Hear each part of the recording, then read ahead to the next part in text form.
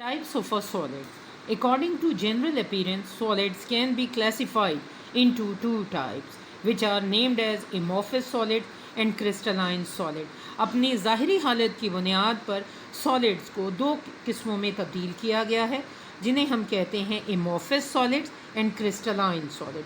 Amorphous solid, amorphous mean shapeless.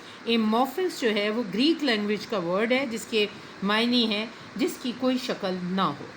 Solids in which the particles are not regularly arranged or their regular shapes are destroyed. ऐसे solid जिसमें molecules अपने आप को बाकायदा angles और faces के मुताबिक लेंथ के मुताबिक अरेंज ना करें उन्हें हम कहते हैं इरेगुलर अरेंजमेंट, और इस तरीके से कोई ख़ास ज्योमेट्रिकल शेप नहीं बनती. इसलिए ऐसे सॉलिड्स क्या कहलाते हैं? शेपलेस और amorphous solids. The amorphous solid, they do not have sharp melting point. Sharp melting point सिर्फ उन substances के होते हैं जो 3 dimensionally अरेंज हों और रेगुलर उनकी ज्योमेट्रिकल शेप्स हों. Examples of amorphous solids commonly plastic, rubber and glass. What is glass? Glass is actually a supercooled liquid which do not have a definite 3-dimensional arrangement. Due to this reason we say just like plastic, rubber, glass is also a amorphous solid. And the amorphous solid, they do not have the sharp melting point because they are not 3-dimensionally arranged. Now we will watch the second type of the solid, which are named as a crystalline solid. What are crystalline solid? Solids in which particles are arranged in a definite 3-dimensional pattern are called crystalline solid. 3-dimensional pattern से क्या मुराद है कि atoms, ions और molecules अपने आप को x, y और z axis पर ख़ास एंगल बनाते हुए और ख़ास लेंथ रखते हुए अरेंज करते हैं, जिसकी वजह से जो ज्योमेट्रिकल पैटर्न अपीयर होता है उसे हम नाम देते हैं क्रिस्टलाइन सॉलिड का.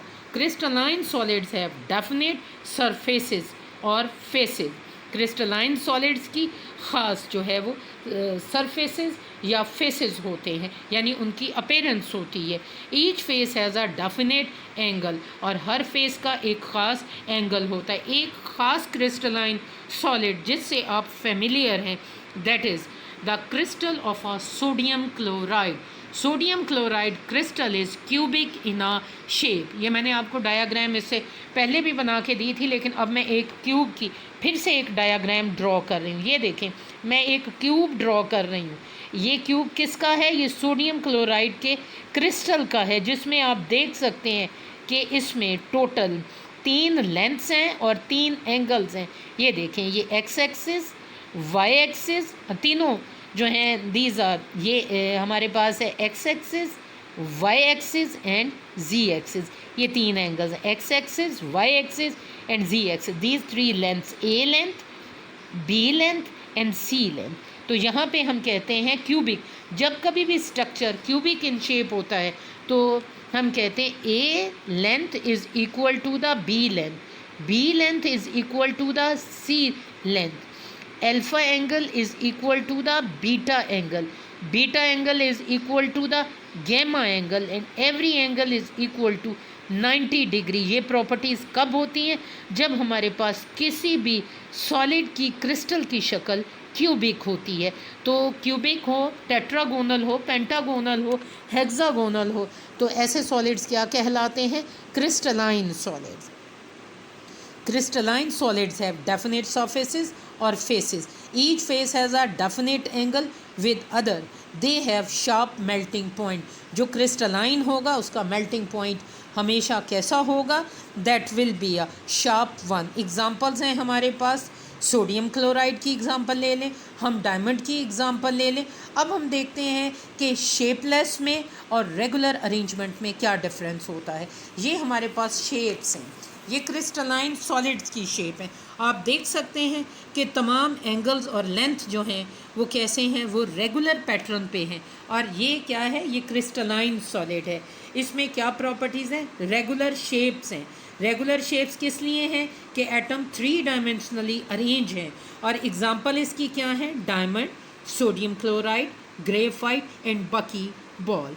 ये हमारे पास एक और डायाग्राम है जिसमें हम देख सकते हैं, ये डायाग्राम एक एमॉर्फस सॉलिड की है जिसमें मॉलिक्यूल्स जब जो है मेल्टिंग के बाद कूल हुए हैं तो कूलिंग के बाद दे आर हैप्पैजेडली अरेंज, इनका कोई रेगुलर पैटर्न नहीं है, एक मॉलिक्यूल का सिरा जिससे चाहा जाके जुड़ गया, तो ऐसी शक्लें क्या कहलाती हैं, शेपलेस। और ऐसे सॉलिड जब बनते हैं तो उन्हें हम क्या कहते हैं, amorphous solid. Amorphous solid shapeless होते हैं और इसकी एग्जांपल क्या है, प्लास्टिक, रबर एंड ग्लास। बच्चों ये एग्ज़ाम में आर्टिकल 4 नंबरों में भी आ जाता है, बाज़ औक़ात एज आ शॉर्ट क्वेश्चन जो है वो आ जाता है, और MCQs आने के तो चांसेस किसी वक्त भी होते हैं, किसी में भी हो सकते हैं। जैसे कि आपसे पूछ लिया जाए glass that is the crystalline solid और एमॉर्फस सॉलिड, तो ग्लास क्या है, that is the amorphous solid because that is shapeless. इसे अच्छे तरीके से पढ़ें, फिर इसके बाद नेक्स्ट आर्टिकल